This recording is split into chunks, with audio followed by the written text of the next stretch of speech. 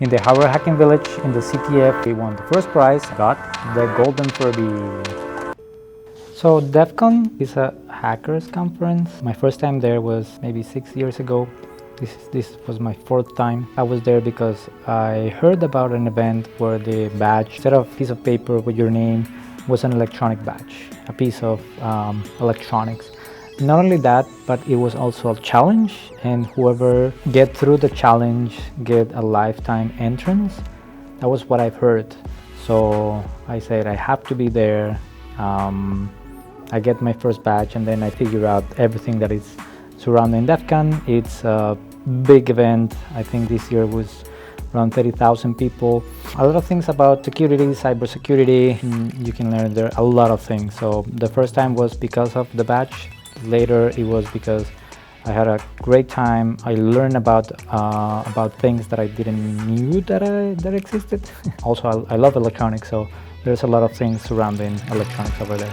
Yeah, so for the badge, this is the this year badge.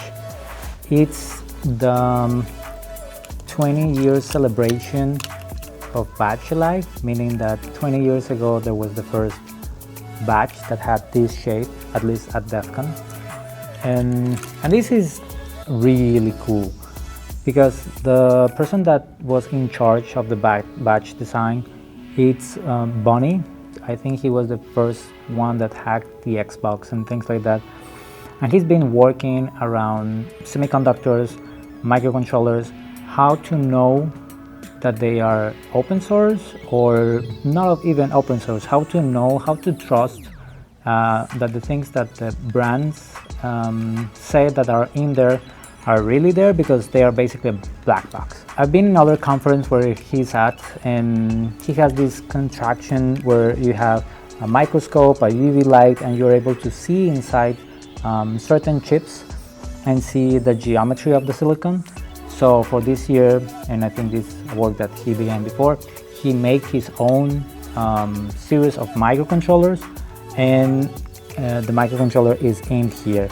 In this year badge, there are a way of interacting with other people. That's the light pattern that you can see here. You can see here that this is a human badge.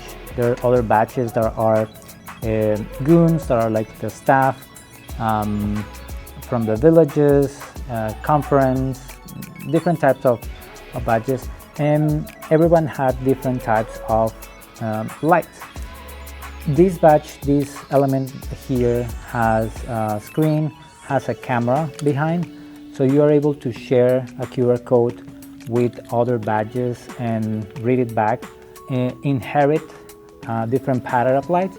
So basically, by you connecting to other people and scanning their badges, you're able to evolve this type of light to something that it's going around, inspired on genetic algorithms. That was a way to share with other people. Other cool thing about this badge is that this module is meant to be used after the conference.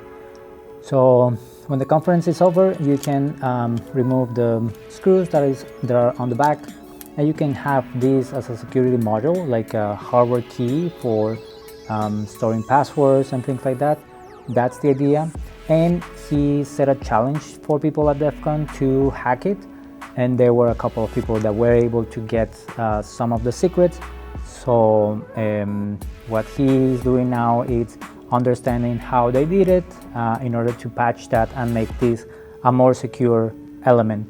And basically that's the power of open source, that's the power of community.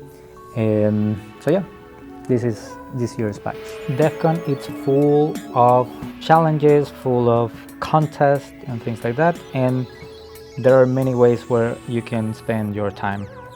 In our case, we love hardware, so we went to the Makers Village, we went to the Embedded Software Village, and we were to the Hardware Hacking Village, that is also the Soldering Skill Village. We have been part of the CTF, the Capture the Flag, the contest that they have there before. And this year what we saw is the main table with a lot of Furbies, and the challenge was about that. So this was the first part of the challenge. So whenever you get your first flag, they gave you these PCB It has a microcontroller on the back. You have to solder everything. So I love soldering, so this was a very interesting thing to do. This is an IR circuit, basically the same as the remote controllers, in order to interface with the Furbies. The challenge was to get flags. They were as a toy company, so the idea was to interface with the hardware, with the Furbies that they had, that they actually did custom electronics for the Furbies there, and being able to extract the flags.